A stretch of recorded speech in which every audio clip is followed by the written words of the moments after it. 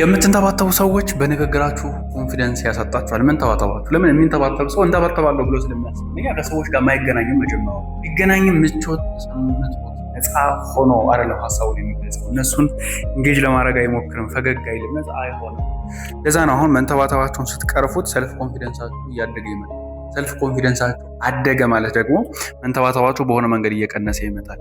የዛኔ ነው በአጠቃላይ ንግግራችሁ ጥሩ የሚሆንላችሁ ማለት ነው። ለዛ ነው እንዴት አድርጋችሁና ምን አይነት ነገሮችን ተጠቅማችሁ መንተባተባችሁን መቅረፍ እንደምትችሉ ላሳያችሁ የፊታችን ሐምሌ 18 አርብ ማታ 2 ሰዓት ላይ ነፃ የኦንላይን ኢቨንት ያዘጋጀንላችሁ። እዚህ ኢቨንት ላይ በነፃ ስትመዘገቡ ዳውንሎድ የምታደርጉትን ፒዲኤፍ አዘጋጅተንላችኋል በነፃ። እሱን እያነበባችሁ እስከ ኢቨንቱ ድረስ ቆያላችሁ፣ ጠብቁናላችሁ።